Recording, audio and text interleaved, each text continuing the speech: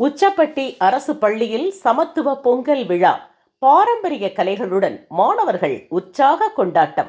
மதுரை மாவட்டம் திருமங்கலம் ஊராட்சி ஒன்றியத்திற்குட்பட்ட உச்சப்பட்டி அரசு நடுநிலைப் பள்ளியில் தமிழகத்தின் பாரம்பரிய பண்டிகையான தை பொங்கல் திருநாள் சமத்துவ மற்றும் பசுமை பொங்கல் விழாவாக வெகு விமர்சையாக கொண்டாடப்பட்டது.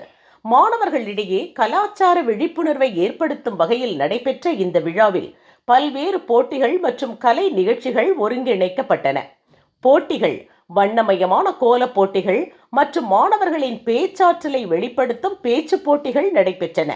கலை நிகழ்ச்சிகள் தமிழர்களின் பாரம்பரிய இசைக்கருவியான தப்பாட்டம் மற்றும் கிராமிய நடன நிகழ்ச்சிகள் பார்வையாளர்களை கவர்ந்தன.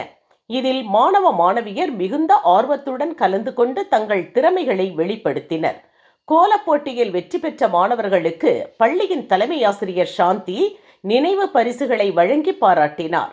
விழாவில் பேசிய தலைமை ஆசிரியர் சாந்தி அவர்கள் குறிப்பிட்டதாவது, தமிழர் திருநாளாம் பொங்கல் பண்டிகையை முன்னிட்டு சிலம்பம், ஜல்லிக்கட்டு போன்ற வீர விளையாட்டுகளும் கோலப் போட்டிகளும் ஊர்தோறும் நடைபெறுவது வழக்கம். மறைந்து வரும் இந்த பாரம்பரியத்தை மீட்டெடுக்கவும் வருங்கால தலைமுறையினருக்கு அதன் சிறப்பை உணர்த்தவும் பள்ளிகளில் இத்தகைய விழாக்கள் அவசியம்.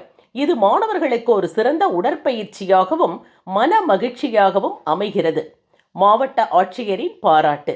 மதுரை மாவட்டத்திலேயே உச்சப்பட்டி அரசு நடுநிலைப் பள்ளி சிறந்த பள்ளி என்று மாவட்ட ஆட்சியர் பிரவீன்குமார் அவர்கள் ஏற்கனவே பாராட்டியுள்ளார். அவரது அறிவுறுத்தலின்படியே சுற்றுச்சூழலை பாதுகாக்கும் வகையில் இந்த பசுமை பொங்கல் விழா முன்னெடுக்கப்பட்டது.